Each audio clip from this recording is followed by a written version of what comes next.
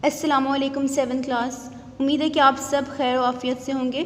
Dear students, जैसे कि हमने अपने प्रीवियस क्लासेस में ज़मीन की प्लेटों की हरकत के बारे में पढ़ा था और आज हम इससे नेक्स्ट टॉपिक स्टार्ट करने जा रहे हैं और वो फॉल्ट्स के बारे में है। और आज के लेसन में हम फॉल्ट्स के बारे में डिटेल से देखेंगे कि फॉल्ट्स क्या होती हैं। और दूसरा एक जो इम्पॉर्टेंट बात होगी वो आपकी कॉपी प्रेजेंटेशन के बारे में है। तो आपने इस लेसन को पूरा कंप्लीट देखना है ताकि दोनों चीज़ें आपको क्लियर हो जाएं। तो let's start from the book first. अपनी बुक्स ओपन कर लें सब। तो आज का जो हमारा टॉपिक है वो है दरारें यानी फॉल्ट्स और उनकी इकसाम। तो सबसे पहले हम देखते हैं कि दरारें किन्हें कहा जाता है। स्टूडेंट्स, आप लोगों ने कभी ना कभी किसी दीवार पर या फर्श पर इस तरह की कोई दरार या शगाफ पड़ी हुई ज़रूर देखी होगी। इन्हीं दरारों को फॉल्ट्स कहा जाता है। इस तरह की दीवारें जो हैं वो ज़मीन के ऊपर भी मौजूद हैं। जैसे कि आपने देखा कि ज़मीन जो है वो प्लेटों के जुड़े होने से बना हुआ है और यही प्लेटें जो हैं ये जब आपस में जुड़ती हैं तो पूरी ज़मीन की सतह जो है वो बनी हुई है। तो इन्हीं प्लेटों की हरकत की वजह से फॉल्ट्स जो हैं वो ज़मीन पर मौजूद होते हैं। ज़मीन पर ये जो दरारें हैं वो इन्हीं प्लेटों की हरकत की वजह से बन जाती हैं। और ये जो प्लेटें हरकत करती हैं इसके रीज़न क्या है कि इनके जो नीचे जो चट्टानें मौजूद हैं वो पिघली हुई हैं, मेल्टिंग फॉर्म में हैं। तो इसी वजह से प्लेटें हरकत करती हैं और उनकी हरकत की वजह से ये फॉल्ट्स ज़मीन पर बन जाते हैं। तो इस नक्शे को अगर हम गौर से देखें तो यहाँ पर जो आपको ये रेड कलर की लाइंस नज़र आ रही हैं जो कि इन प्लेटों के दरमियान में मौजूद है, ये दरारें हैं। ये वो फॉल्ट्स हैं जो हमारे ज़मीन के मुख्तलिफ़ इलाकों से गुज़रती हैं।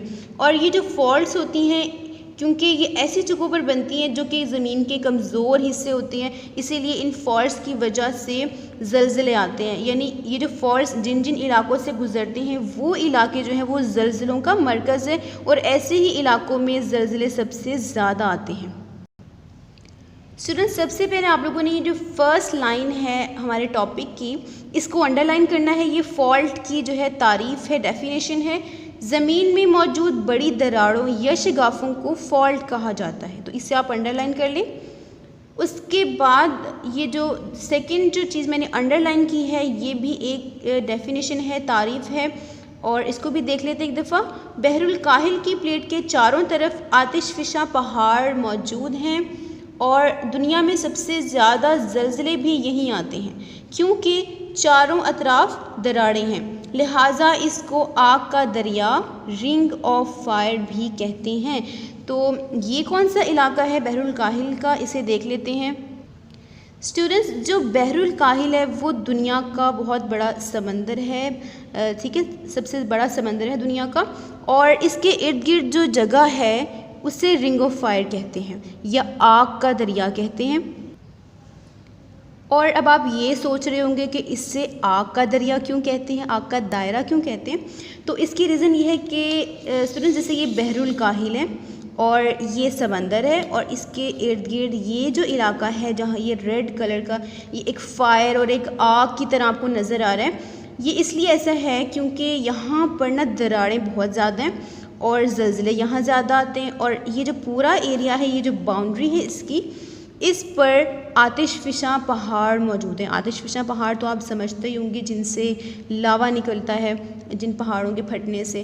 तो इस पूरी बाउंड्री पर ये जो रिंग नज़र आ रही है यहाँ पर वो बहुत ज़्यादा मौजूद हैं और उनसे लावा हर वक्त निकलता रहता है, जिसकी वजह से इस एरिया को, ये जो बहरुल काहिल के इर्द गिर्द है, इसे आग का दायरा या रिंग ऑफ फायर भी कहा जाता है। और ये है आतिशफ़िशानी अमल या जो आतिशफ़िशा पहाड़ है वो इस तरह की होती हैं जो कि बहरुल काहिल के इर्द गिर्द मौजूद हैं, जहाँ से लावा निकलता है, आतिशफ़िशा फटता है जब। तो इस वजह से ये जो पूरा इलाका है यहाँ ज़लज़ले सबसे ज़्यादा आते हैं। और इसके अलावा यहाँ 2 पॉइंट और इम्पॉर्टेंट है। एक है फॉल्ट जोन जिसे मैंने अंडरलाइन कर लिया है, दिस वन, ठीक है। और दूसरा है fault line. Students, fault zone, zone का मतलब होता है इलाका या एरिया, ठीक है। तो फॉल्ट जोन किसे कहते हैं, इसकी डेफिनेशन ये है, फॉल्ट बनने का जो इलाका है उसे फॉल्ट जोन कहते हैं, यानी कि जिस इलाके में फॉल्ट बनता है, दरार पड़ती है, उससे हम फॉल्ट जोन कहते हैं। और जो फॉल्ट लाइन है, जो दरार होती है उस एरिए में जो पड़ी होती है, उसे फॉल्ट लाइन कहा जाता है। अब हम चलते हैं फॉल्ट्स की टाइप्स की तरफ। ये जो फॉल्ट्स बनती हैं ये अलग अलग तरीक़ों से बनती हैं। प्लेटों की अलग अलग तरह की मूवमेंट और हरकत की वजह से जो अलग अलग तरह का फॉल्ट होता है ज़मीन पर, उसके मुताबिक ज़मीन को या इन फॉल्ट्स को 3 किस्मों में तकसीम किया जाता है। पहली किस्म जो है वो है नॉर्मल फॉल्ट, जो सबसे पहली है, दिस वन, ठीक है। अब नॉर्मल फॉल्ट कैसे बनता है? इसमें जो ज़मीन के टुकड़े हैं, कशुल अर्ज़ के जो टुकड़े हैं, वो एक दूसरे की अपोजिट साइड में, मुखालिफ साइड में हरकत करते हैं और ज़मीन के दरमियान में से फिर लावा बाहर निकलता है और आतिशफ़शानी का अमल भी होता है। और इस तरह से नॉर्मल फॉल्ट होता है कि जो प्लेट है वो दूसरी सिमत में हरकत करती है और उस हरकत की वजह से दोनों प्लेटों के दरमियान में जो जगह होती है वो खाली हो जाती है, वहाँ से लावा निकलता है और आतिशफ़शानी अमल होता है।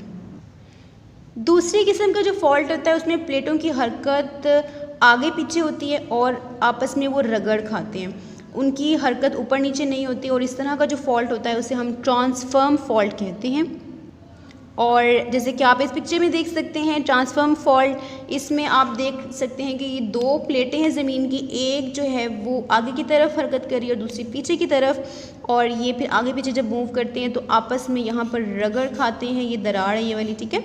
और इस तरह की जो हरकत होती है उसको हम कहते हैं ट्रांसफॉर्म फॉल्ट, इस तरह की फॉल्ट जो बनती है।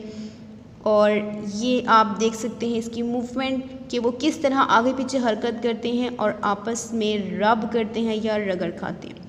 तो ये जो फॉल्ट है ये है ट्रांसफॉर्म फॉल्ट। तीसरी जो किस्म होती है वो है रिवर्स फॉल्ट। रिवर्स फॉल्ट तब बनता है जब प्लेटें एक दूसरे की तरफ हरकत करती हैं, और इस तरह जब वो हरकत करेंगी तो ज़लज़ले ज़्यादा आते हैं और आतिशफ़शानी अमल भी होता है।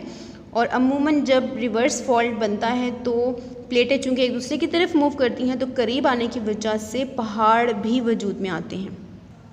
स्टूडेंट्स, ये रिवर्स फॉल्ट है जिसमें आप देख सकते हैं कि ये जो दोनों प्लेटें हैं इनकी मूवमेंट एक दूसरे की तरफ है, और जब ये ऐसे मूव करेंगे तो कोई ना कोई हिस्सा एक दूसरे के ऊपर चढ़ जाएगा और जो हिस्सा ऊपर आएगा वो पहाड़ की सूरत इख्तियार कर लेता है। और जब ऐसी हरकत होती है, रिवर्स फॉल्ट बनता है, तो ज़लज़ले भी आते हैं और आतिशफ़शानी अमल भी होता है। जैसे कि आप इसमें देख सकते हैं किस तरह मूवमेंट होती है। ये देखें, इस तरह की हरकत में बहुत ज़्यादा शदीद किस्म के ज़लज़ले आते हैं। तो दिस इज़ रिवर्स फॉल्ट।